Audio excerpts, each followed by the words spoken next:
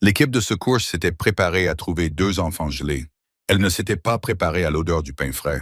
Thomas Mercer avait 44 ans le matin du 15 janvier 1888. Il vivait dans le territoire du Dakota depuis 11 hivers. Il avait enterré des voisins. Il avait transporté des corps gelés hors de ferme. Il avait vu ce que le froid pouvait faire lorsqu'il décidait de cesser d'être une simple condition météorologique pour devenir une véritable guerre. Mais il n'avait jamais rien vu de tel que ce qu'il avait vécu au cours des 3 derniers jours. La tempête de neige qui allait plus tard être appelée la tempête des écoliers avait tué plus de 200 personnes à travers les grandes plaines. Elle était arrivée sans prévenir, par un après-midi d'août de janvier. Un mur de mort blanche se déplaçant plus vite qu'un cheval ne pouvait courir. Elle avait fait chuter les températures de 40 degrés Celsius en 15 minutes. Elle avait transformé la prairie en un champ de mort. Maintenant, au 3e matin après, Mercer guida 6 hommes à cheval à travers un paysage qui ressemblait à la surface de la Lune. La neige avait tout recouvert. Les poteaux de clôture avaient disparu. Les granges avaient disparu. À certains endroits, les congères étaient plus hautes qu'un homme à cheval. Ils avaient déjà visité 4 fermes ce matin-là. Dans la première, ils trouvèrent une famille en vie, mais à peine. Le père avait perdu 3 doigts à cause des gelures. Les enfants étaient enveloppés dans des rideaux, car toutes les couvertures avaient été utilisées pour boucher les trous dans les murs par lesquels le vent s'engouffrait. Dans la deuxième ferme, ils trouvèrent une Norvégienne gelée sur le sol de sa cuisine. Son plus jeune enfant était toujours dans ses bras. Tous deux étaient morts depuis la première nuit. Le poêle en fer dans le coin était froid comme une pierre tombale, son feu éteint depuis longtemps. Dans la troisième, la famille avait brûlé ses meubles. Dans la quatrième, ils avaient brûlé des parties de leur sol. Mercer se dirigeait maintenant vers la cabane en papier goudronné située à la lisière de la concession des Krause, et il n'avait guère d'espoir. Tout le monde à Freeman connaissait les enfants Krause. Ils étaient arrivés en août dernier dans un chariot qui semblait ne pas pouvoir tenir plus de 10 miles. 2 d'entre eux, un garçon de 18 ans nommé Stellan et une fille de 15 ans nommée Lysel, étaient orphelins. Leurs parents étaient morts dans le Nebraska cet été-là, à 17 jours d'intervalle. Le père de la typhoïde, la mère d'épuisement et de chagrin. Ils étaient arrivés dans le Dakota avec 43 $ et une concession de 160 acres de prairie, et rien d'autre que l'on puisse voir, à part un chien brun qui les suivait partout et un regard qui mettait les gens mal à l'aise. Le jour de l'attribution des terres, Leonard Voss avait écrit dans son rapport officiel qu'il n'avait aucune chance de survie. Il avait recommandé que la concession soit réattribuée au printemps. Cela remontait à 5 mois. Mercer s'approcha maintenant de leur cabane à travers la neige qui, par endroits, arrivait au ventre de son cheval. La construction était petite, 3,6 mètres sur 4, avec des murs de papier goudronné tendus sur du bois brut. Les congères s'étaient accumulées autour de sa base, donnant l'impression que la terre essayait de l'engloutir. La cheminée était visible au-dessus de la ligne du toit. Elle ne dégageait aucune fumée. Mercer arrêta son cheval et resta assis un moment, à regarder cette cheminée. Pas de fumée. Par une température de moins 40 degrés Celsius, l'absence de fumée signifiait 2 choses. Soit le poêle s'était éteint, auquel cas les personnes à l'intérieur étaient probablement déjà mortes, soit il n'y avait plus personne pour s'en occuper. Cela revenait au même. Il mit pied à terre. La neige lui arrivait au-dessus des genoux. Il s'avança vers la porte, chaque pas lui demandant un effort. L'un des hommes derrière lui murmura les premiers mots d'une prière. Mercer atteignit la porte. Il frappa du poing. La porte vibra dans son cadre, mais ne s'ouvrit pas. La neige qui s'était accumulée contre elle était durement compactée. Lui et 2 autres hommes creusèrent avec leurs mains et une pelle à manche court que l'un d'eux avait eu la bonne idée d'apporter. Au bout de quelques minutes, ils eurent déblayé suffisamment de neige pour tirer la porte vers l'extérieur. De l'air chaud s'en échappa, et pas qu'un peu.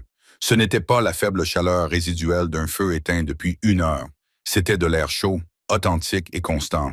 Le genre de chaleur qui provient d'une pièce où la température a été maintenue, où quelque chose a fonctionné toute la nuit pour empêcher le froid extérieur de gagner. Il envahit le visage de Mercer comme une vague et il resta debout dans l'embrasure de la porte, la bouche légèrement ouverte, sans comprendre. À l'intérieur, une jeune fille pétrissait de la pâte à pain. Elle se retourna lorsqu'elle entendit la porte.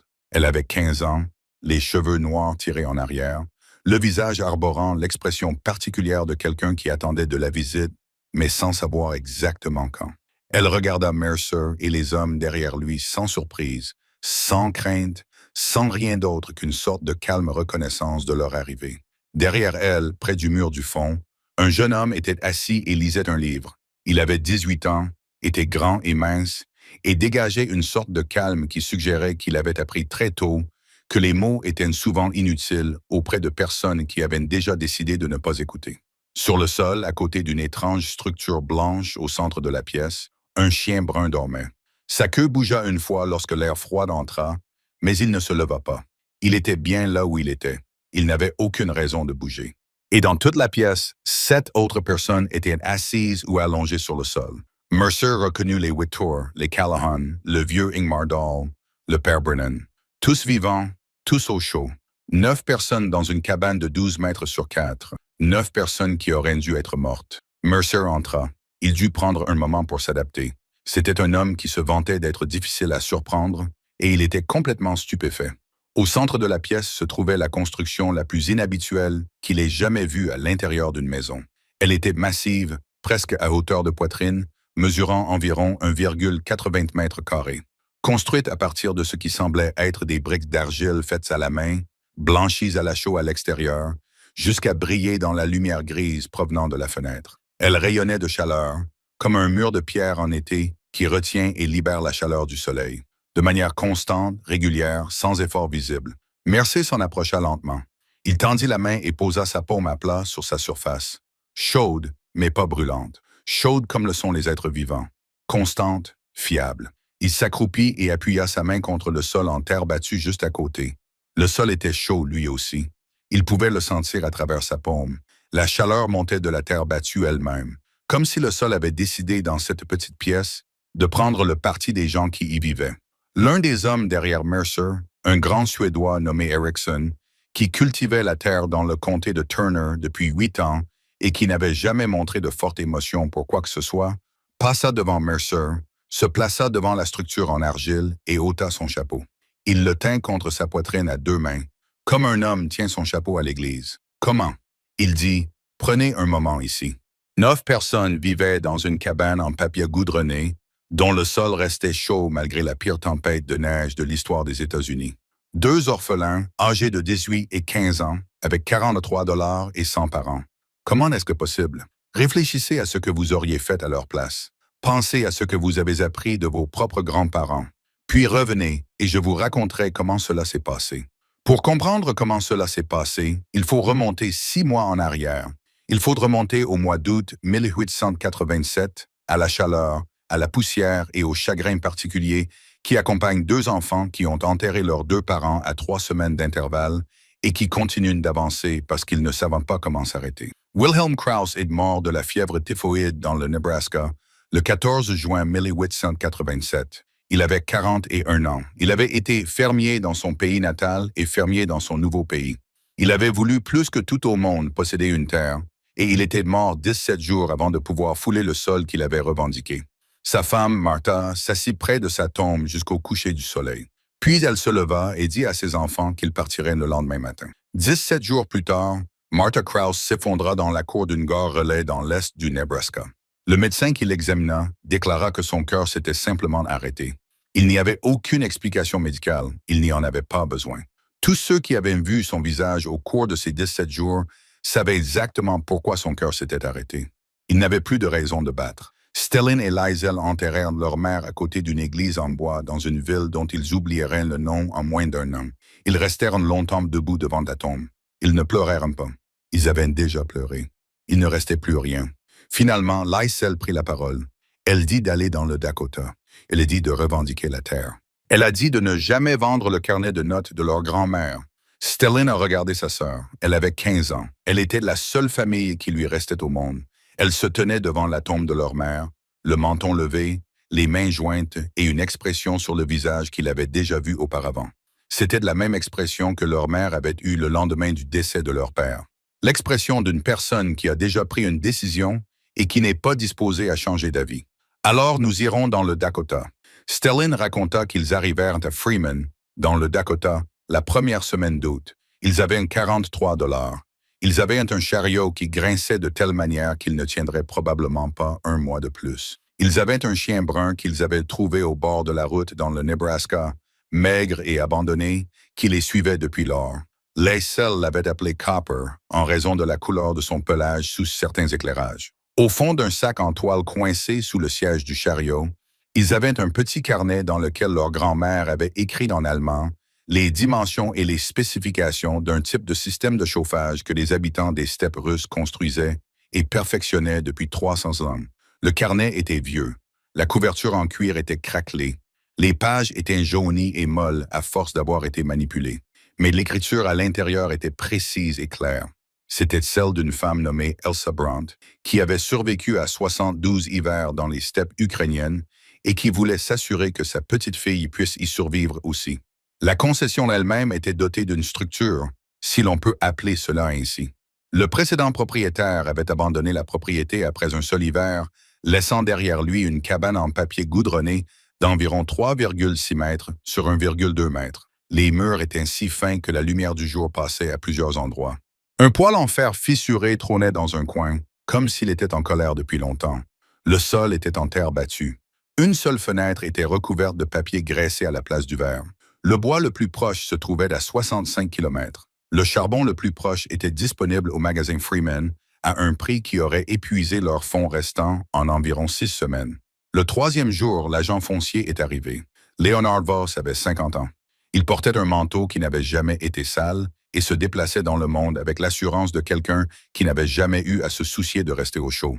Il fit le tour de la cabane, regarda le poêle fissuré, regarda les deux enfants debout dans la cour et écrivit quelque chose dans son carnet en cuir. « Perspective de survie », dit-il sans les regarder. « Aucune.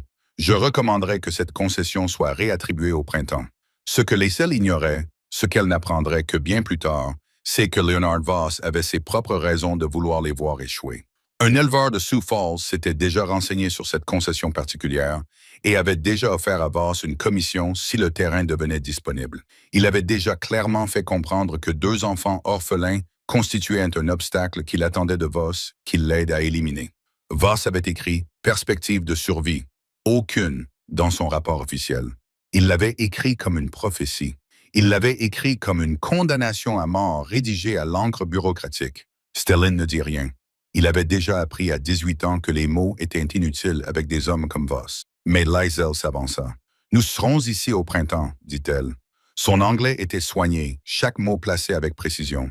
Nous serons ici chaque printemps après cela. Cette terre nous appartient. Voss la regarda un instant. Puis il sourit comme les hommes comme lui sourient aux enfants qui ne comprennent pas comment fonctionne le monde. « Nous verrons, dit-il. Il s'éloigna à cheval. Stellin le regarda partir. Puis il se tourna vers sa sœur. « Comment ?» dit-il. « Comment allons-nous survivre à l'hiver sans bois, sans charbon et sans argent ?» Liesel fouilla dans son sac et en sortit le carnet de notes de leur grand-mère. « Pas avec du bois, dit-elle. Pas avec du charbon, mais avec ceci. » Le premier voisin à venir les voir fut Garrett Whitmore. Whitmore avait 52 ans. Il était corpulent et grisonnant. Un homme bâti sur le même principe général que le paysage du Dakota lui-même. Grand, posé, discrètement impressionnant. Il cultivait la terre dans le comté de Turner depuis 16 ans. Il avait survécu à des épreuves. Il avait également perdu des êtres chers, ce qui est une expérience différente et souvent plus instructive. Au cours de l'hiver 1881, sa fille Nellie était morte d'une maladie liée au froid lorsque leur poêle en fer était tombé en panne pendant une tempête qui avait duré 3 jours. Elle avait 7 ans. Whitmore n'avait pas parlé d'elle en public depuis les funérailles, mais il pensait à elle chaque fois qu'il voyait un enfant près d'un poêle, ce qui signifiait qu'il pensait à elle assez souvent. Il est venu à cheval le 5e jour après l'arrivée des enfants Krause, officiellement pour se présenter, mais en réalité parce qu'il lui était impossible de passer devant 2 orphelins essayant de s'installer sans s'arrêter. Il a regardé la cabane. Il a regardé le poêle visible à travers la porte ouverte. Il regarda Stellin et Liesel. « Vous ne pouvez pas passer l'hiver ici, dit-il. Pas avec ce poêle. Pas avec ces murs, pas juste vous deux. » Liesel avait déjà entendu différentes versions de cette remarque 4 fois depuis son arrivée à Freeman. De la part de l'agent immobilier, de l'homme du magasin de fourniture, d'une femme à l'église, du conducteur du chariot qui les avait amenés depuis la voie ferrée. Elle ne s'en offusquait pas. Elle comprenait que cela venait de l'expérience et que cette expérience était réelle. Elle comprenait également que les personnes qui lui donnaient ce conseil n'avaient aucune solution à proposer. Seulement le constat qu'elle était en difficulté, ce qu'elle savait déjà. « Combien de bois ?» demanda-t-elle. « Pour l'hiver, lui répondit Whitmore. Il faut compter au moins 8 cordes pour être tranquille. Les frais de transport, le coût du charbon, le prix de la survie dans la prairie du Dakota en 1887, détaillé et totalisé. Le total était plus du double de ce qu'ils avaient. Whitmore observa son visage pendant qu'il parlait. Il s'attendait à voir de la peur, ou cette détermination particulière et taciturne qu'il avait observée chez les gens effrayés mais refusant de le montrer. Il ne s'attendait pas à ce qu'il vit réellement, à savoir un calcul.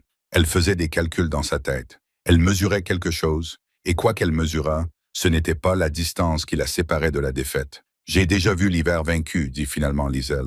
Pas avec du bois, ni avec du charbon. » Whitmore attendit. « Avec de l'argile, dit-elle. » Il ne comprenait pas cela, et elle ne maîtrisait pas suffisamment l'anglais pour l'expliquer clairement. La conversation s'acheva ainsi, Whitmore rentrant chez lui légèrement perplexe, et l'aile retournant dans la cabane pour se préparer à ce qui allait suivre. Cette nuit-là, après que Stellan se fut endormi et que Copper se fut blotti au pied de ses couvertures, Liesel s'assit sur le sol en terre battue et ouvrit le carnet de notes de sa grand-mère. Sa grand-mère s'appelait Elsa Brandt. Elle avait vécu pendant 72 ans dans les steppes ukrainiennes, où les hivers étaient longs et rigoureux, et où les colons allemands, qui s'étaient installés là sous Catherine la Grande, avaient depuis longtemps abandonné tout attachement sentimental aux méthodes de chauffage de leur patrie européenne au profit de quelque chose qui fonctionnait réellement. Ce qui fonctionnait, ce qui avait fonctionné pendant des siècles en Russie et avait été adopté et perfectionné par les colons allemands qui se retrouvaient à vivre les hivers russes, c'était le poêle en maçonnerie. Il n'était pas élégant selon les normes de la frontière américaine, qui avait tendance à admirer les objets compacts, portables, et qui semblaient d'avoir été fabriqués quelque part à l'aide de machines. Il était grand, lourd, permanent, et exigeait une habileté considérable pour être construit correctement. Il fonctionnait selon un principe que la plupart des habitants de la prairie du Dakota n'avaient jamais eu l'occasion d'envisager. Le principe de la masse thermique, un poêle en fer chauffait rapidement et refroidissait rapidement. Son efficacité était faible, car la majeure partie de la chaleur qu'il générait remontait directement dans la cheminée. Un poêle en maçonnerie construit à partir de centaines de briques d'argile avec un réseau labyrinthique de canaux à l'intérieur fonctionnait de manière opposée. On l'allumait à feu vif pendant 20 minutes, en brûlant presque tout ce qui pouvait prendre feu. La chaleur de ces 20 minutes se propageait à travers les canaux, chauffant des centaines de kilos d'argile dense avant d'atteindre la cheminée. Le feu s'éteignait. L'argile ne refroidissait pas avant 20 heures. Elle diffusait lentement et uniformément la chaleur emmagasinée dans la pièce, réchauffant le sol, les murs et l'air à la hauteur où vivaient les gens.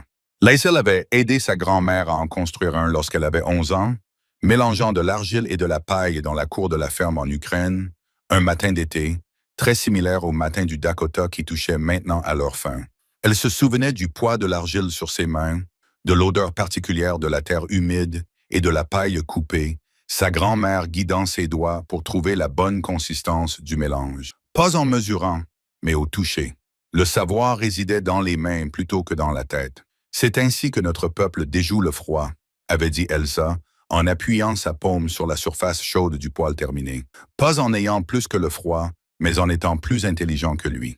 Liesel avait 11 ans. Elle avait compris cela comme on comprend les choses à 11 ans, comme quelque chose de vrai et d'intéressant qui appartenait au monde des adultes. Elle ne s'attendait pas à en avoir besoin. Elle en avait besoin maintenant. Le lendemain matin, avant que Stellan ne se réveille, elle marcha un demi-mile jusqu'à la rive du ruisseau et testa la terre. De l'argile bleu-gris, dense et plastique, le genre que les agriculteurs maudissaient parce qu'elle collait à tout et empêchait leurs champs de se drainer correctement. Liesel en prit une poignée et la pressa.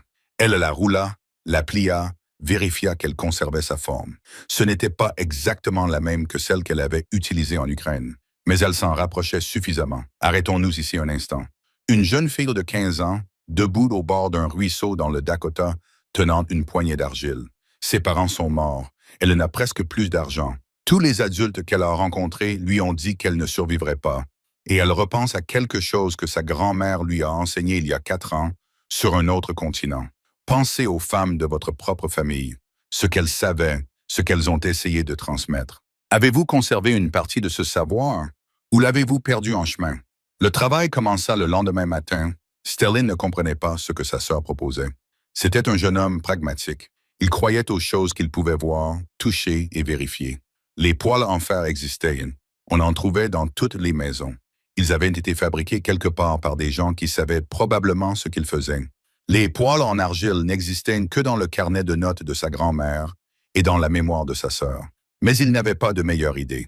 Et le regard de sa sœur lui rappelait fortement celui de leur mère. Il se mit donc à creuser. Il creusait l'argile sur la rive du ruisseau pendant 2 heures chaque matin, avant que le soleil ne devienne trop chaud. Il creusait l'argile pendant 2 heures chaque soir, avant la tombée de la nuit. Il la transportait jusqu'à la cabane dans des seaux qui devenaient de plus en plus lourds à chaque voyage. Liesl la mélangeait avec de la paille. Elle la coupait à la lisière de la prairie et avec du fumier séché qu'elle ramassait dans le champ derrière la cabane. Des ingrédients qui auraient semblé improbables à quiconque les aurait observés, mais qui, combinés dans les bonnes proportions, ont permis de créer un matériau de briques dense, durable et capable de résister au cycle thermique répété d'un poêle en fonctionnement. Elle a construit des moules en bois à partir de chutes de bois et a commencé à couler des briques, des centaines de briques, disposées en rangées pour sécher au soleil du mois d'août. La rose grandissait chaque semaine. À la mi-septembre, elle couvrait la majeure partie de la cour. Copper observait tout cela avec l'intérêt calme d'un compagnon qui a appris à faire confiance à ses maîtres. Il se couchait à l'ombre de la rose de briques en pleine croissance pendant les heures les plus chaudes de la journée. Il marchait aux côtés de Stelline lors des trajets vers et depuis le ruisseau. La nuit, il dormait à côté de celui ou celle qui semblait avoir le plus besoin de compagnie. Les gens remarquèrent les briques. Ils en parlaient. Martha Lundgren passa un après-midi et arrêta sa charrette au bord de la cour. Elle regarda longuement les rangées de briques faites à la main sans rien dire. Puis elle claqua la langue comme le font certaines femmes lorsqu'elles parviennent à une conclusion qu'elles trouvent triste mais inévitable. « Pauvres gens, dit-elle à son mari ce soir-là. Leurs parents sont morts, ils sont seuls, et maintenant, ils ont perdu la tête. Ils construisent quelque chose avec de la boue. » La semaine suivante, tout le monde à Freeman avait entendu parler des enfants Krause et de leurs briques de boue. Le père Brennan, le prêtre irlandais qui desservait la petite communauté catholique de la région, se rendit sur place pour voir par lui-même. Il avait 55 ans, le visage buriné d'un homme qui avait passé la majeure partie de sa vie à l'extérieur, et le regard prudent d'un homme qui avait appris à se méfier de ce qu'il ne comprenait pas. Il a fait le tour des rangées de briques en train de sécher. Il a regardé la cabane. Il a regardé les 2 enfants. « Qu'est-ce que c'est » a-t-il demandé. « Un poêle » a répondu Liesl. « Il ne ressemble à aucun poêle que j'ai vu. Il ne vient pas d'ici. Il vient d'Ukraine, de ma grand-mère. » Le père Brennan a légèrement plissé les yeux. Il avait entendu parler du savoir venu des anciens pays. Une partie de ce savoir était de la sagesse. D'autres étaient autre chose. « Et ce savoir, dit-il prudemment, où votre grand-mère l'a-t-elle acquis? De sa grand-mère et de la grand-mère de sa grand-mère. Il a 300 ans. 300 ans, répéta le prêtre, avant que l'Église n'arrive dans ces contrées. Liesl comprit ce qu'il suggérait. Elle l'avait déjà entendu sous d'autres formes, de la bouche d'autres personnes qui ne comprenaient pas. Le froid se moque de l'Église, dit-elle doucement. Le froid ne se soucie que de physique, et la physique dit que l'argile conserve la chaleur 20 fois plus longtemps que le fer. Le père Brennan la regarda longuement, puis il secoua légèrement la tête et s'éloigna à cheval. Le dimanche suivant, dans son sermon, il mentionna le danger de se fier à d'anciennes connaissances provenant de terres païennes au lieu de faire confiance à la providence divine.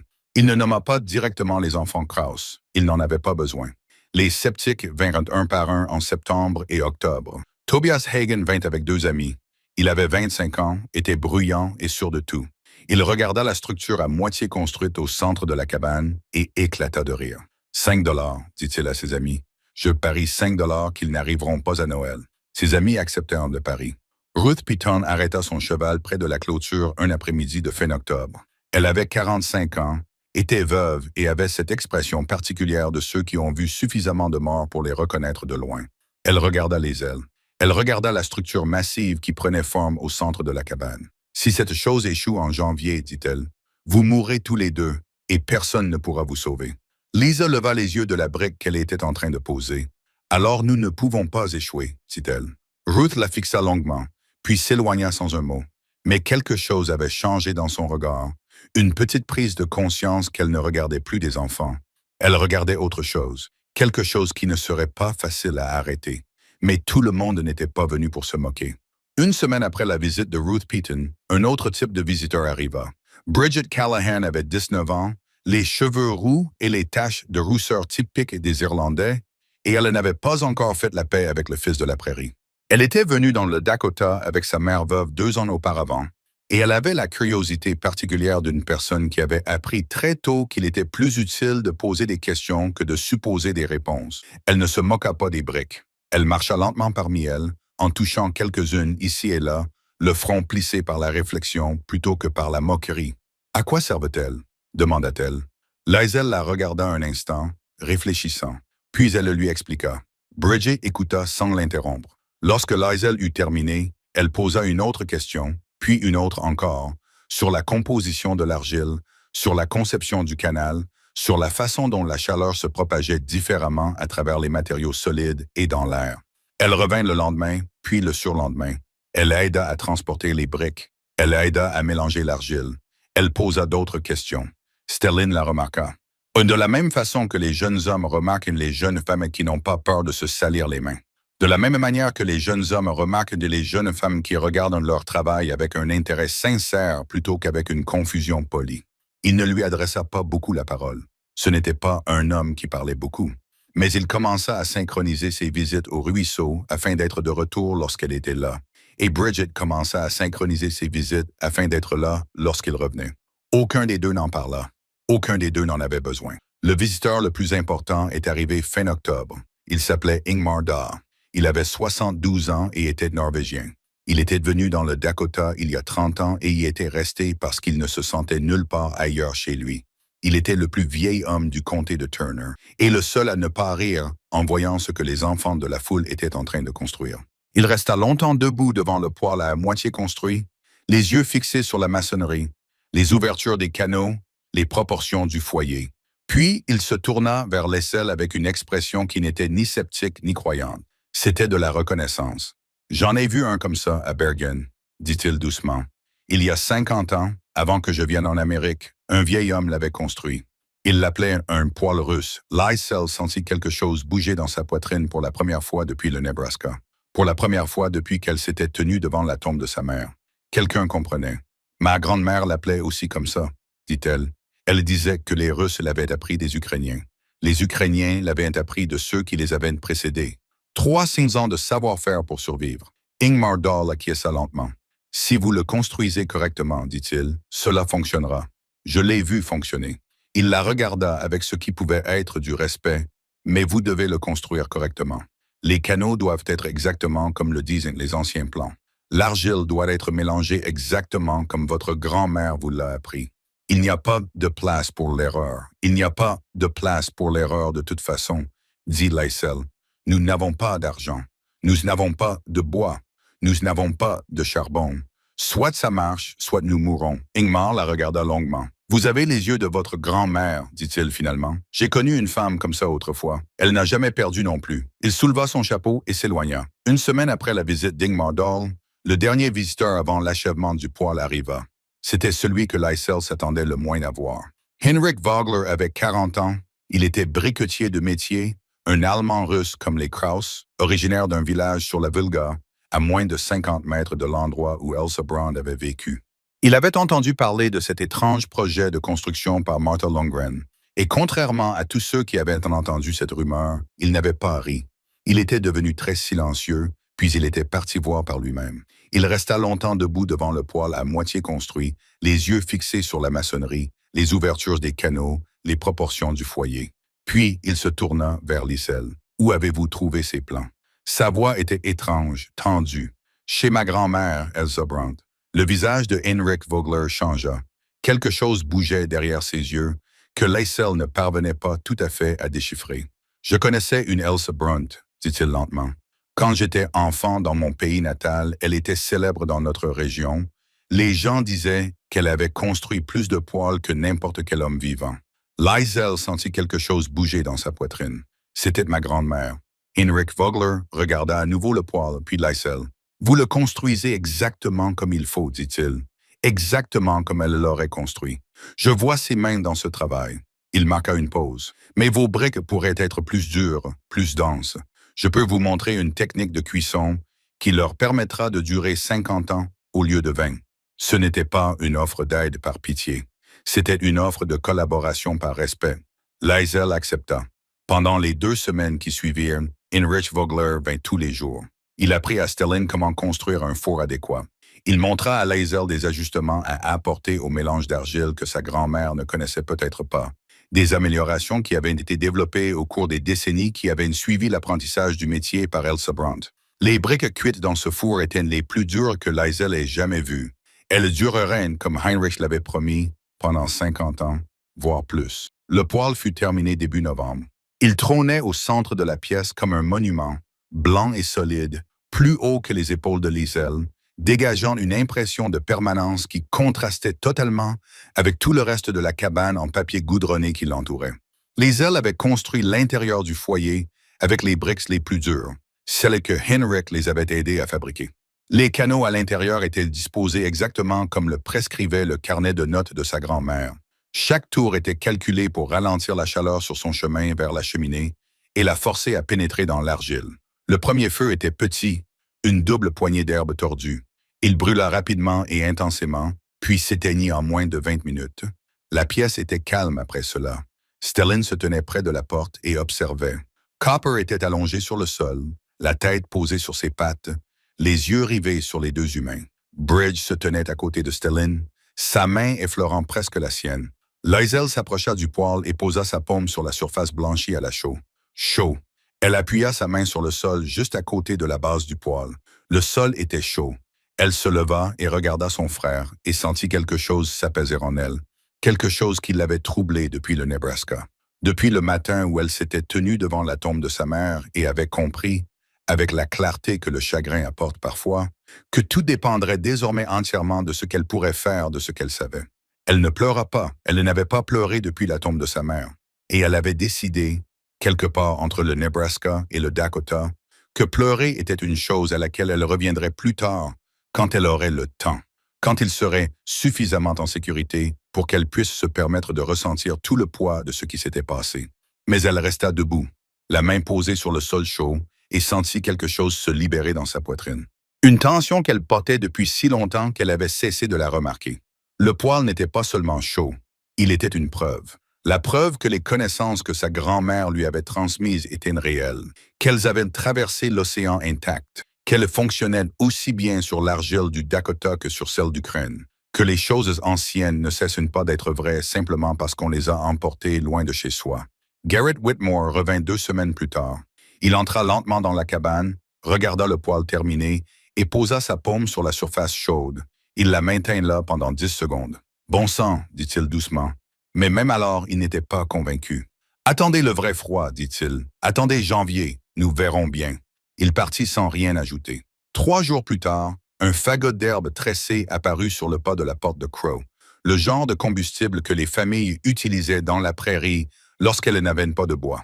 Il n'y avait ni mot ni nom, mais Liesel savait qu'il avait laissé. Pensez à ce moment. Un poêle construit à partir d'argile et de souvenirs, un sol qui conserve la chaleur. Un fagot d'herbe laissé par un homme qui refuse d'admettre qu'il pourrait avoir tort.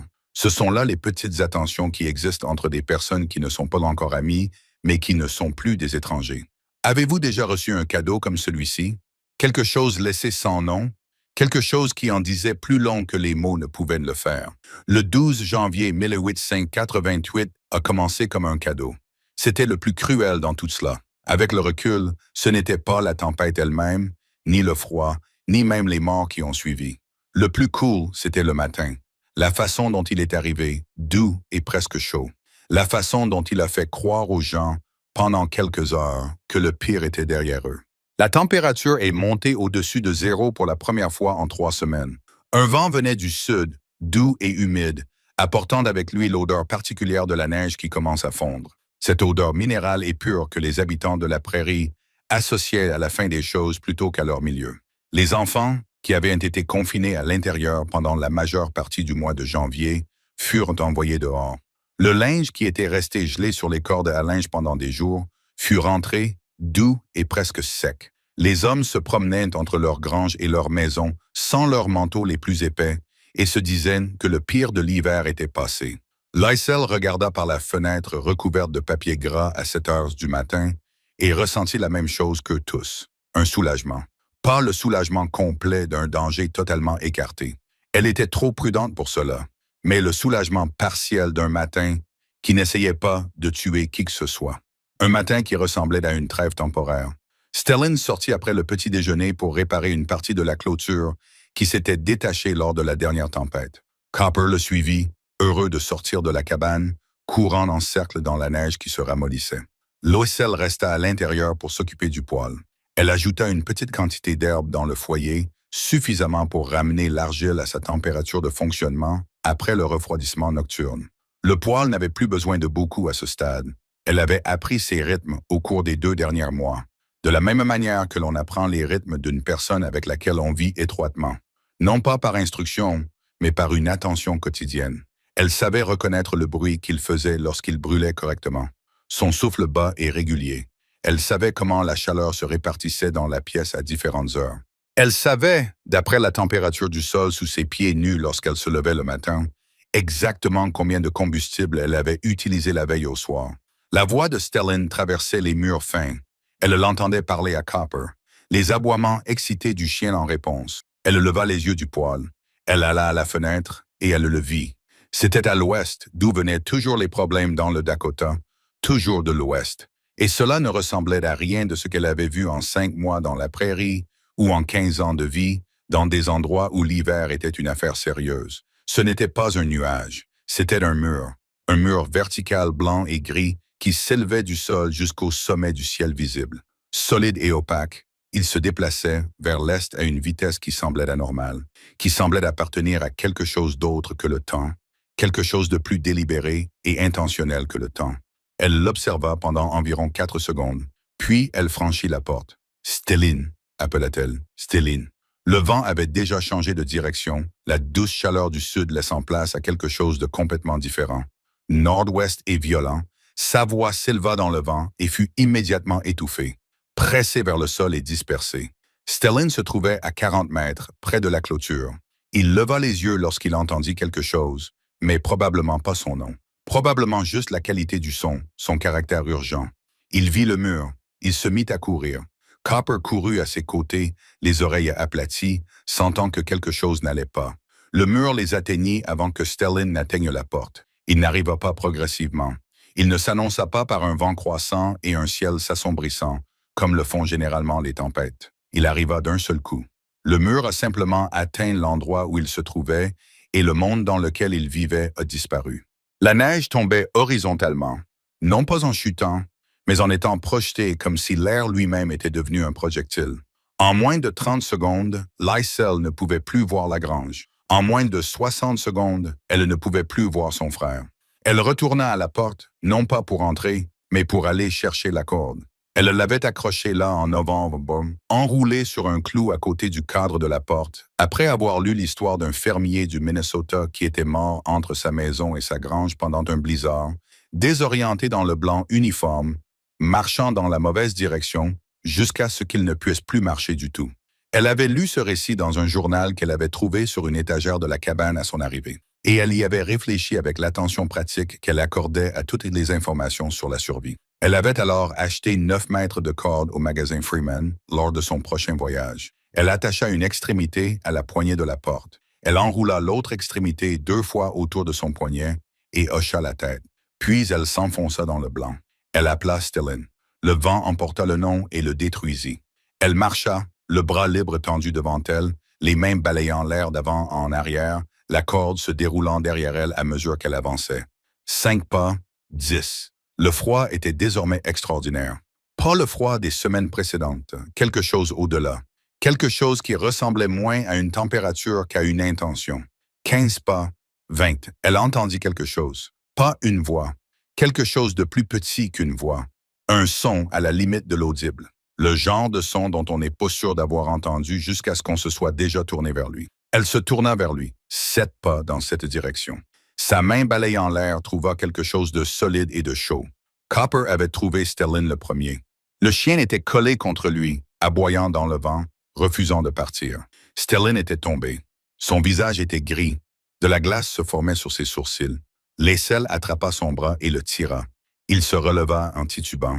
Elle posa sa main sur la corde et lui indiqua la direction à suivre. Ils la suivirent, pas à pas, main sur main. La corde était la seule chose fixe dans un monde qui était devenu totalement dépourvu de repères. Pas de haut, pas de bas, pas de direction, rien pour s'orienter, sauf cette fine ligne de chanvre qui les reliait à la porte de la seule pièce chauffée à des kilomètres à la ronde. La porte apparut dans la blancheur lorsqu'ils furent assez près pour la toucher. Liesel l'ouvrit. Stellin tomba à l'intérieur. Copper se faufila derrière lui. Liesel referma la porte d'un coup de pied, s'y appuya et resta là pendant une bonne minute avant de pouvoir faire quoi que ce soit d'autre. Le poêle était là. Le sol était chaud sous ses pieds. Dehors, le vent hurlait comme une créature vivante. Quelque chose qui avait attendu toute l'année ce moment précis et qui rattrapait maintenant le temps perdu. À l'intérieur, Liesel s'agenouilla sur le sol chaud et respira. La température extérieure chuta à moins 20 degrés Celsius à minuit. Elle descendit à moins 30 degrés Celsius à 3 heures du matin. À l'aube du deuxième jour, elle avait atteint moins 40 degrés Celsius avec des vents de 80 km par heure. Le service météorologique calcula plus tard que la température ressentie était de près de moins 90 degrés Celsius. Assez froid pour geler la peau exposée en moins de 3 minutes. Assez froid pour tuer. Stellin souffrait d'hypothermie. Pas grave, mais suffisante. Il tremblait de manière incontrôlable pendant les 2 premières heures. Ses dents claquaient si fort que les ailes craignaient qu'elles ne se cassent. Il appela 2 fois leur mère, puis leur père. Des noms qui appartiennent à des tombes dans le Nebraska. Liesel ne le corrigea pas. Elle posa simplement sa main sur sa poitrine, au-dessus de son cœur, et sentit son rythme rapide. « Batte-toi, dit-elle en allemand. Le sol est chaud. Laisse-le t'aider à te battre. » Elle ne savait pas si cela avait un sens sur le plan médical. Elle savait que le froid aggravait les maladies respiratoires et que la chaleur les soulageait. Elle l'avait vu suffisamment souvent pour y croire sans avoir besoin d'un médecin pour le confirmer. Elle savait que le sol sous Stelli était plus chaud que n'importe quel poêle en fer aurait pu le rendre à 3 heures du matin, le deuxième jour d'une tempête de neige. Elle avait allumé le feu à minuit, amenant la pièce à la température maximale que le poêle pouvait produire, suffisamment pour que les murs dépassent la simple chaleur et atteignent une température proche de la chaleur véritable. Elle avait déplacé les couvertures de Stellin juste à côté du poêle, sur la partie la plus chaude du sol. Elle l'avait couché sur le côté, comme elle l'avait vu faire pour soulager la congestion thoracique. Copper était couché à côté de lui. Le chien n'avait pas bougé depuis leur arrivée à l'intérieur.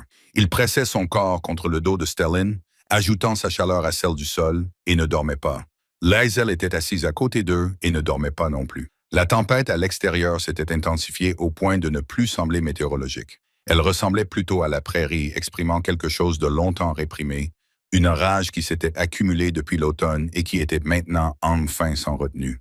Le vent poussait la neige contre les murs en papier goudronné jusqu'à ce que le bruit devienne continu. Un rugissement qui venait de toutes les directions à la fois. À l'intérieur, la masse d'argile conservait sa chaleur avec l'indifférence de quelque chose qui faisait cela depuis 300 ans.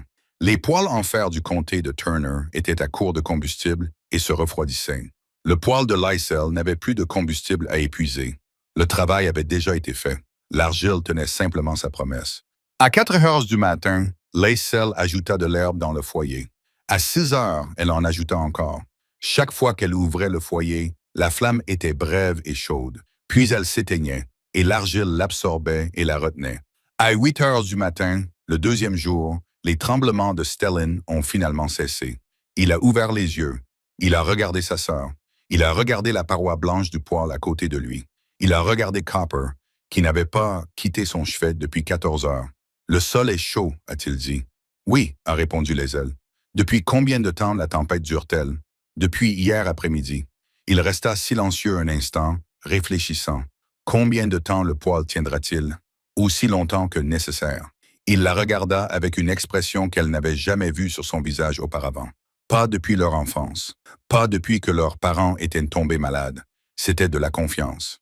Une confiance totale et inconditionnelle. « Alors nous attendons, dit-il. À midi, le deuxième jour, quelqu'un frappa à la porte. Les ailes ouvrit.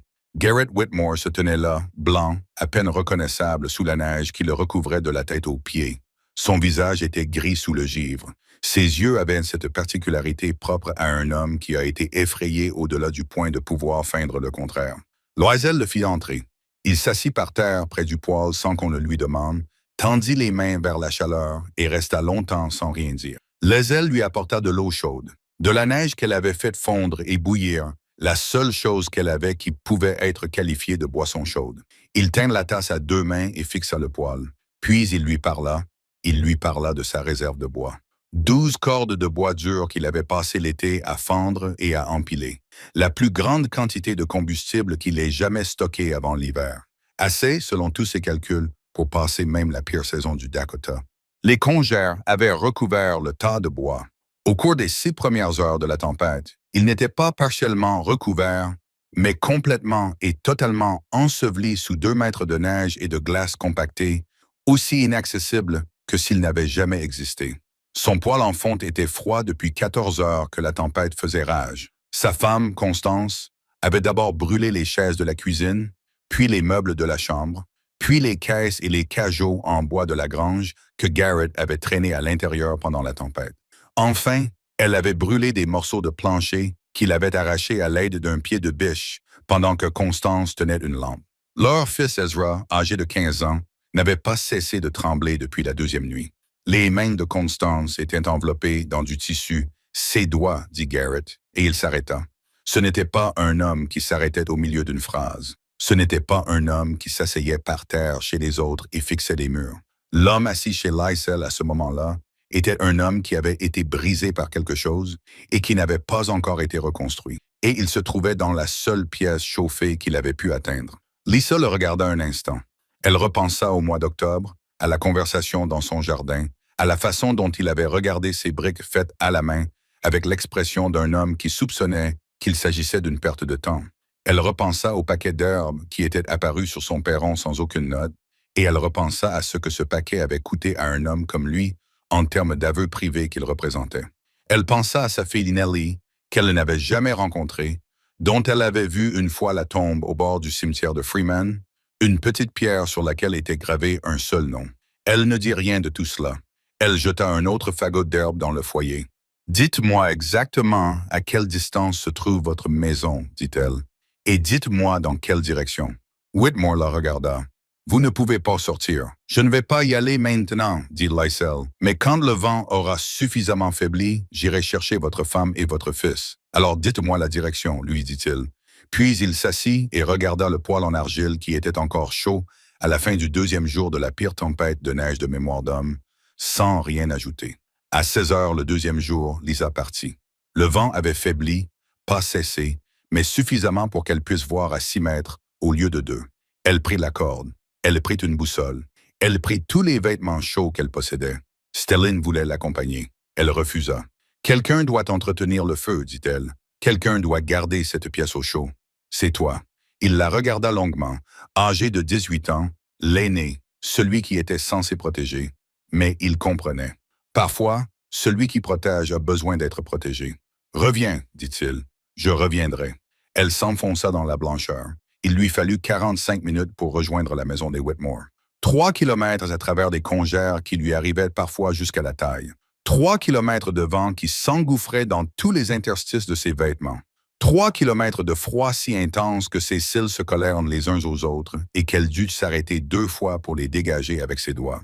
Elle trouva la maison grâce à sa mémoire, à sa boussole et à la qualité particulière du silence qu'un bâtiment crée dans une tempête, bloquant le vent juste assez pour que le son change. Elle poussa la porte. Constance Whitmore était assise sur le sol de la cuisine, enveloppée dans tout ce qui pouvait encore l'être, ce qui n'était pas grand-chose après 2 jours passés à brûler les meubles, adossés au mur sous le poêle en fer froid, les genoux repliés et les mains enveloppées sur ses genoux. Son fils Ezra, âgé de 15 ans, était à côté d'elle, la tête posée sur son épaule, le visage encore marqué par la tristesse d'une personne qui a vécu quelque chose de grave. La pièce était si froide que les seuls pouvaient voir son souffle. Le poêle en fer dans le coin était éteint, froid, et semblait définitivement hors d'usage. Des parties du plancher près de la table de cuisine avaient été arrachées et brûlées. Les chaises avaient disparu. Le meuble en bois qui se trouvait contre le mur du fond n'était plus qu'un squelette, dépouillé de tout élément combustible. La pièce ressemblait à un endroit qui avait été complètement et désespérément démantelé, ce qui était exactement le cas. Constance Whitmore leva les yeux lorsque Lysel franchit la porte. Elle avait 48 ans. C'était une femme forte, originaire du Nebraska, avec un visage qui suggérait qu'elle avait accepté les difficultés dès son plus jeune âge et qu'elle n'avait plus été vraiment surprise par elles depuis. Mais elle avait maintenant l'air de quelqu'un qui avait touché le fond, qui avait dépensé tout ce qu'elle avait et qui attendait sans panique, mais sans grand espoir, de voir ce qui allait se passer ensuite. Lysel traversa la pièce, s'agenouilla à côté d'elle et prit délicatement ses mains enveloppées dans les siennes. « Votre mari est avec mon frère, dit-elle. Venez. » Ezra Whitmore leva la tête. Il avait 15 ans, le même âge que Lysel. Il avait les larges épaules de son père, mais les yeux doux de sa mère. Il n'avait pas parlé depuis son arrivée, mais maintenant, il la regardait. « C'est toi qui as construit ce poêle, dit-il. » Sa voix était rauque à cause du froid et du manque d'usage, celui dont tout le monde se moquait. « Oui, comment savais-tu que ça marcherait? » Lysel réfléchit à la question. Elle pensa à toutes les réponses qu'elle pouvait donner. « Je ne savais pas, dit-elle finalement. J'avais confiance. Ma grand-mère m'avait dit que ça marcherait. Je lui faisais plus confiance qu'à mes propres doutes. » Ezra resta silencieux pendant un moment. « Je veux apprendre, dit-il. Je veux savoir comment construire quelque chose qui ne tombe pas en panne quand tout le reste tombe en panne. » Quelque chose passa entre eux à ce moment-là. Quelque chose qu'aucun d'eux n'aurait pu nommer. Quelque chose qui prendrait 5 ans pour devenir ce qu'il est devenu. Mais tout a commencé là, sur un sol froid, au milieu d'une tempête de neige, lorsqu'un garçon qui avait failli mourir a demandé à la fille qui l'avait sauvé de lui apprendre à survivre. Ils ont parcouru les 3 kilomètres qui les séparaient de la cabane en un peu moins d'1 heure. Ezra marchait seul, soutenu par les ailes d'un côté. Constance marchait par pure volonté, ses pieds gelés bougeant parce que son esprit leur ordonnait de bouger, et pour aucune autre raison. Le vent s'est levé à nouveau à mi-chemin. Le monde est redevenu blanc. Mais les ailes avaient mémorisé le chemin, chaque poteau de clôture, chaque montée et chaque descente du terrain. Elle ne s'est pas perdue. Lorsque Constance Whitmore franchit la porte de la cabane en papier goudronné et sentit la chaleur lui envahir le visage, elle s'arrêta de marcher. Elle resta debout dans l'embrasure de la porte, les yeux fermés. Ezra la contourna et s'assit par terre près du poêle, posa ses mains sur sa surface et les y laissa sans bouger. Constance ouvrit les yeux. Elle regarda le poêle en argile. Elle regarda le sol chaud. Elle regarda Stellan, maintenant assis, pâle mais éveillé. Elle regarda Copper, qui était venu les accueillir en remuant la queue. Elle regarda son mari, Garrett, qui n'avait pas bougé de sa place près du poêle, mais dont le visage avait complètement changé depuis qu'elle était entrée. Puis elle regarda Lysel. « C'est toi qui as construit ça? » demanda Constance. Ce n'était pas une question. Ma grand-mère m'a appris. Constance s'approcha du poêle et posa ses 2 mains enveloppées contre la surface blanchie à la chaux et les y maintint. Et l'expression sur son visage n'était pas celle que Lysel avait vue auparavant chez quiconque dans le territoire du Dakota. C'était l'expression d'une personne recevant quelque chose dont elle ne savait pas qu'elle avait besoin jusqu'à ce qu'on le lui donne. D'autres arrivèrent pendant la nuit. Le père Brennan arriva dans la soirée du 2e jour. Il est venu seul, à pied, émitouflé dans tous les vêtements chauds qu'il possédait. Son visage était blanc de froid. Ses lèvres étaient bleues. Lysel l'a laissé entrer sans un mot. Il s'est assis sur le sol chaud et n'a pas parlé pendant longtemps. Puis il a regardé Lysel. « J'ai dit quelque chose, a-t-il dit doucement. En octobre, à propos de l'origine de tes connaissances, Lysel a attendu. J'ai suggéré que cela ne venait pas de Dieu. Elle n'a toujours rien dit. J'avais tort. Il posa sa paume à plat sur le sol chaud. Dieu a de nombreuses façons d'enseigner à ses enfants. Parfois à travers les Écritures, parfois à travers la sagesse accumulée des grandes-mères. J'étais trop fier pour le voir. Il leva les yeux vers elle. « Me pardonneras-tu? » Lysel avait 15 ans. Elle avait enterré ses 2 parents. Elle avait construit un poêle à partir d'argile et de ses souvenirs. Elle avait traversé une tempête de neige pour sauver des gens qui s'étaient moqués d'elle. Elle comprenait quelque chose au pardon que la plupart des gens 2 fois plus âgés qu'elle n'avaient pas encore appris. « Il n'y a rien à pardonner, dit-elle. Vous ne saviez pas. Maintenant, vous savez, faites une pause ici un instant. » Le père Brennan, qui s'était demandé si les connaissances de Lysel venaient de Dieu, est maintenant assis sur son sol et lui demande pardon. Garrett Whitmore, qui l'avait traité d'idiote, avait amené sa famille à sa porte, implorant un peu de chaleur. Pensez aux personnes dans votre vie qui ont douté de vous, qui ont rejeté ce que vous saviez, qui vous ont dit que votre façon de faire était mauvaise. Ont-elles jamais admis qu'elles avaient tort? Avez-vous jamais entendu ces mots? Tout le monde n'a pas cette chance. Lysel l'a fait et elle leur a pardonné parce qu'elle avait compris quelque chose d'important. Avoir raison ne consiste pas à faire sentir aux autres qu'ils ont tort. Il s'agit d'être chaleureux quand le froid arrive. Bridget Callahan et sa mère sont arrivées avant minuit. Leur maison avait perdu son toit lors de la deuxième nuit. Elles avaient marché 3 miles dans l'obscurité, suivant la lueur lointaine du poêle de Liesel à travers les fissures des murs. Le vieux Ingmar Dahl est arrivé à l'aube du troisième jour. Il avait marché 3 kilomètres sous la tempête parce qu'il voulait voir si le poêle avait tenu bon. Il avait tenu bon. Au matin du troisième jour, 9 personnes s'étaient rassemblées dans la cabane. Stellan et Liesel, Garrett et Constance, Ezra Whitmore, le père Brennan, Bridget Callahan et sa mère, et Old Ingmar Dahl. 9 personnes étaient assises sur le sol chaud d'une cabane en papier goudronné dans le comté de Turner, dans le territoire du Dakota. 9 personnes qui auraient dû être mortes, qui auraient été mortes sans les 300 ans de savoir transmis de ma grand-mère à ma petite-fille, consignées dans un cahier en allemand, transportées à travers l'océan et intégrées dans une structure d'argile, de paille et de détermination. 9 personnes partageaient une chaleur qui n'aurait pas dû exister, qui n'aurait pas existé sans 300 ans de savoir et le refus d'une jeune fille d'oublier. Dehors, la tempête commençait enfin, imperceptiblement, à s'épuiser. Thomas Mercer et son équipe de secours arrivèrent à midi le troisième jour. Ils étaient à pied d'œuvre depuis l'aube, traversant le comté dans l'ordre des besoins les plus urgents, ce qui, dans la pratique, signifiait l'ordre du moins de fumée sortant des cheminées, le moins de fumée indiquant le moins de chaleur, le moins de chaleur indiquant le moins d'espoir. Ils s'étaient arrêtés dans 7 fermes avant la cabane des Krause. 4 d'entre elles avaient connu des tragédies à des degrés divers. 3 autres s'apparentaient davantage à des miracles, des familles qui avaient survécu grâce à leur ingéniosité, à leur chance ou à cette obstination particulière que la prairie du Dakota semblait cultiver chez ceux qui y restaient assez longtemps. Aucune d'entre elles n'avait ce que Liesel avait. Lorsque Mercer poussa la porte et sentit la chaleur s'échapper, il entra avec le même sentiment qu'un homme pourrait avoir en entrant dans une église, dans un pays où il ne s'attendait pas à en trouver. La surprise de rencontrer quelque chose qui parlait une langue qu'il reconnaissait, même s'il ne pouvait pas la parler lui-même. Il vit 9 personnes vivantes, au chaud et relativement en bonne santé. Il vit un poêle en argile qui diffusait une chaleur aussi constante que si la tempête n'avait jamais eu lieu. Il vit un sol chaud au toucher. Il vit une jeune fille de 15 ans en train de couper du pain à une table. Il s'approcha du poêle. Il posa sa main dessus. Il resta là un moment. Puis il s'est tourné vers Liesel. « Combien de combustible avez-vous utilisé ?» a-t-il demandé. « En 3 jours. » Liesel a montré un paquet d'herbes tressées dans un coin. Il en restait environ un tiers. Mercer a regardé le paquet. Il a regardé le poêle.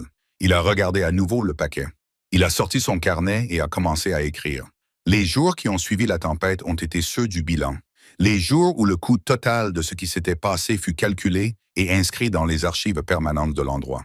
Le bilan officiel de la tempête que les journaux appelaient déjà la tempête de neige des écoliers finit par atteindre plus de 200 morts dans les Grandes Plaines. Dans le seul comté de Turner, les pertes furent suffisamment importantes pour changer la façon dont les gens pensaient, parlaient et planifiaient les hivers suivants.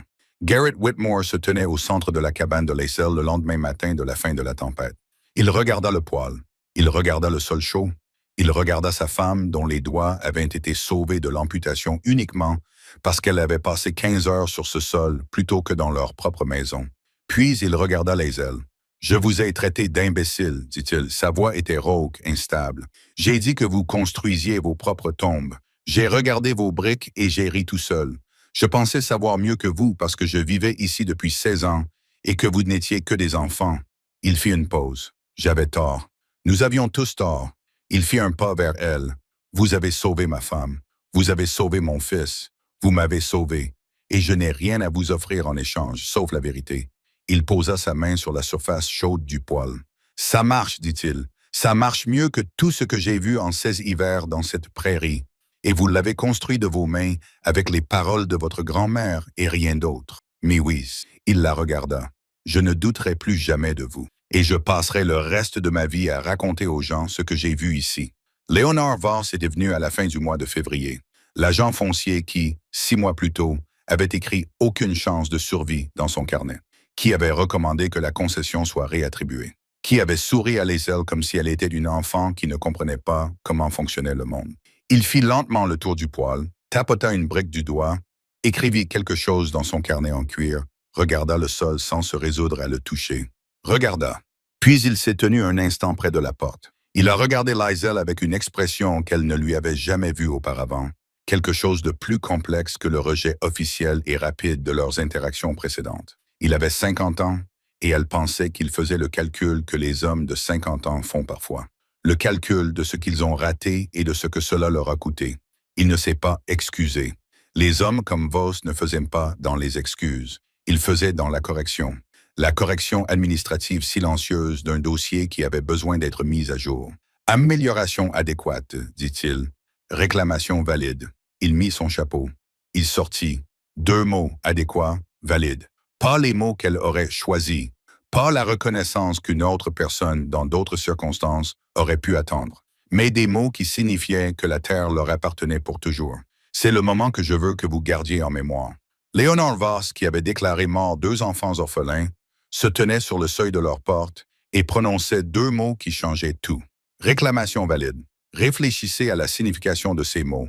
Pas d'excuses, pas d'aveu de faute, juste une correction, une reconnaissance discrète que le dossier devait être mis à jour, que les enfants qu'il avait rejetés lui avaient prouvé qu'il avait tort. Parfois, c'est tout ce que nous obtenons. Parfois, cela suffit.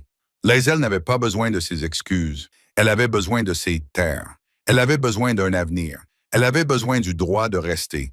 Et il lui a donné cela. 2 mots, un morceau de papier, un foyer que personne ne pouvait lui enlever. De 43 $ et du cahier de sa grand-mère à 160 acres de Dakota pour toujours. C'est ce que vaut la connaissance. C'est ce que vaut la confiance. C'est ce que vaut le refus d'abandonner.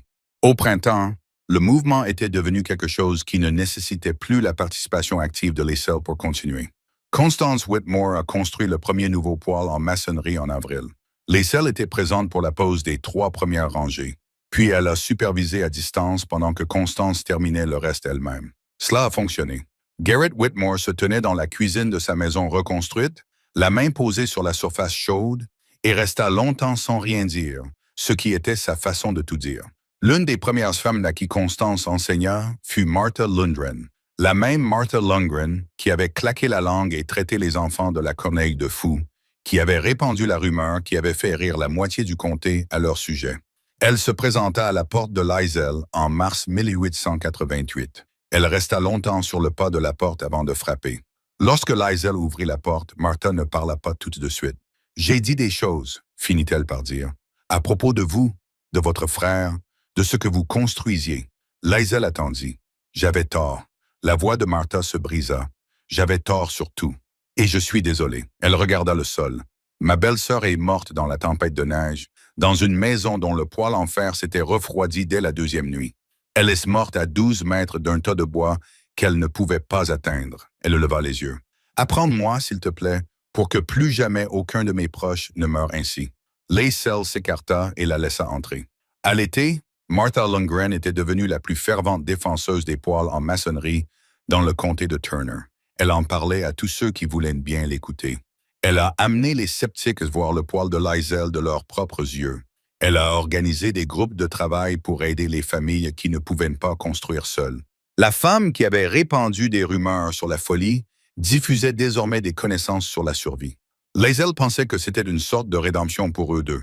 Heinrich Vogler, le briquetier germano-russe, s'est officiellement impliqué pendant l'été. Il a apporté ses compétences professionnelles en maçonnerie à ce qui était jusqu'alors une pratique populaire. Il a standardisé les dimensions des briques et amélioré la géométrie des canaux. Il a formé de jeunes hommes à construire des poêles pour les familles qui en voulaient, mais qui n'avaient ni les connaissances ni la capacité physique pour les construire elles-mêmes. Tobias Hagen, qui avait parié 5 $ que les enfants Krauss ne survivraient pas jusqu'à Noël, est devenu l'un des premiers apprentis de Vogler. Il n'a jamais parlé publiquement de ce pari. Il n'en avait pas besoin. L'hiver suivant, 17 fermes du comté de Turner étaient équipées de poêles et maçonnerie fonctionnelle. L'hiver d'après, leur nombre dépassait toute estimation. Laïsel et Stellin ont prouvé leur droit à la propriété de leur ferme en 1892, 5 ans après leur arrivée, exactement comme l'exigeait la loi sur la propriété foncière. Ils se tenaient dans le bureau de Leonard Voss, où ils étaient entrés pour la dernière fois en août 1887, et signèrent les papiers qui faisaient des 160 acres de la prairie du Dakota leur propriété légale et permanente. Laïsel pensa à son père, Wilhelm, qui avait tant voulu cette terre et qui n'avait pas vécu assez longtemps pour y mettre les pieds. Elle pensa à sa mère, Marcia, qui avait tenu bon juste assez longtemps pour leur dire où aller. Elle pensa à sa grand-mère, Elsa, qui avait voulu lui donner quelque chose d'utile et lui avait donné la chose la plus utile qui soit. Et elle pensa à un matin de janvier où le sol était chaud et où les hommes vinrent à la porte s'attendant à une tragédie et trouvèrent du pain en train de cuire dans un coin. Stellan épousa Bridget Callahan en 1886. C'était la jeune Irlandaise aux cheveux roux qui était venue poser des questions pendant la construction, qui avait aidé à porter des briques, qui avait apporté de la nourriture lorsque le travail était le plus dur, qui s'était assise sur le sol chaud pendant la tempête de neige et qui n'avait jamais douté que la maison tiendrait bon. Ils eurent 4 enfants ensemble. Chacun d'entre eux apprit à mélanger l'argile avant d'apprendre à monter à cheval. À l'âge de 7 ans, chacun d'entre eux était capable de réciter de mémoire les proportions de terre, de paille et d'eau. Bridget conserva le carnet, celui qui contenait l'écriture d'Elsa. Elle y ajouta ses propres notes dans les marges, des observations tirées de vignettes hiver dans le Dakota, des améliorations qu'elle avait découvertes par essai et d'erreur. À sa mort, elle légua le cahier à sa fille aînée, qui le légua à sa fille, qui le légua à sa fille. L'écriture sur les pages couvre désormais 4 générations, de l'allemand, de l'anglais et des observations entre les deux. Le savoir est toujours vivant. Lysel épousa Ezra Whitmore en 1893, le fils de l'homme qu'il avait traité d'idiote, le garçon qui tremblait de froid sur le sol d'une ferme glaciale, jusqu'à ce que Lysel traverse une tempête de neige pour le sauver. Le jeune homme qui lui avait demandé, sur ce sol froid, de lui apprendre à construire quelque chose qui ne s'effondrerait pas. Leur mariage a eu lieu à l'église Freeman. Le père Brennan a célébré la cérémonie. Il a parlé de la sagesse qui vient d'endroits inattendus, de la fierté qui nous empêche de voir la vérité, du courage d'une fille qui faisait plus confiance à sa grand-mère qu'au monde entier. Garrett Whitmore se tenait à côté de son fils devant l'autel. Il n'a pas pleuré, mais ses yeux étaient humides. Après la cérémonie, il trouva Lysel seule un instant. « Elle aurait ton âge aujourd'hui, » dit-il doucement. « Nellie, si elle avait vécu. » Lysel comprit. « Alors j'essaierai d'être le genre de femme qu'elle aurait été, dit-elle. » Garrett acquiesça d'un signe de tête puis s'éloigna. Ils n'en parlèrent plus jamais, mais chaque fois qu'ils se rencontrèrent par la suite, il lui fit un signe de tête particulier. Ce n'était pas le signe de reconnaissance habituel entre voisins, mais quelque chose de plus spécifique, de plus réfléchi, le signe de tête d'un homme qui sait qu'il a eu tort et qui est reconnaissant que son erreur ne lui ait pas tout coûté. Copper mourut en 1901. Il avait 14 ans, un âge canonique pour un chien de sa taille. Il avait survécu à la tempête de neige. Il avait survécu à 14 hivers du Dakota après cela. Il avait vu Lysel et Stellan passer du statut d'orphelin effrayé à celui d'adulte épanoui avec leur propre famille. Il mourut un matin de janvier, allongé près du poêle dans la maison qui avait remplacé la cabane en papier goudronné des années auparavant. Le poêle était chaud, sa tête reposait sur ses pattes, ses yeux étaient fermés. Lysel l'a trouvé là. Quand elle est revenue de la grange, elle s'est assise par terre à côté de lui, a posé sa main sur sa tête et est restée là longtemps. Ils l'ont enterré sous le chêne dans le jardin devant la maison. Stellan a sculpté lui-même la pierre tombale. Elle disait simplement « Copper, le meilleur auditeur ». Lysel Whitmore, née Krause, est décédée en janvier 1934. Elle avait 79 ans. Le mois était approprié. Janvier l'avait définie d'une manière qu'aucun autre mois ne pouvait prétendre. Elle est morte dans son propre lit, dans les fermes qui avaient remplacé la cabane en papier goudronné des décennies plus tôt. Un matin où une nouvelle tempête descendait du nord, où les fenêtres étaient givrées sur les bords et où les champs à l'extérieur étaient blancs. Le poêle en maçonnerie de la cuisine était chaud. Ses enfants étaient avec elle. Ezra était mort 10 ans auparavant, mais leurs enfants étaient là, ainsi que leurs petits-enfants. Des visages qui portaient l'écho de tous ceux qu'elle avait aimés. Sa mère, son père, sa grand-mère Elsa, son frère Stellan, décédé en 1928 et qui lui manquait encore chaque jour. Ils restèrent assis avec elle toute la matinée et l'après-midi, tandis que la tempête se renforçait dehors et que le poêle maintenait sa chaleur dans la pièce, comme il l'avait toujours fait, sans drame, faisant ce pourquoi il avait été conçu il y a 300 ans dans un pays très lointain. Ses derniers mots furent en allemand. « Doden est chaud, dit-elle. Le sol est chaud. » Puis elle ferma les yeux. Sa pierre tombale se trouve dans le cimetière de Freeman, à côté de celle d'Ezra, près de la petite pierre qui marque l'emplacement de Nellie Whitmore, décédée en 1881, dont la mort a déclenché tout ce qui a suivi. L'inscription est en allemand et en anglais. Voir War a Women chaud flétri. Elle savait comment rester au chaud. Et maintenant, nous arrivons à la fin. Mais je veux que vous gardiez quelque chose de cette histoire. Pas seulement les faits, pas seulement l'histoire. Je veux que vous gardiez la question. Quelle connaissance votre grand-mère avait-elle que vous avez oubliée?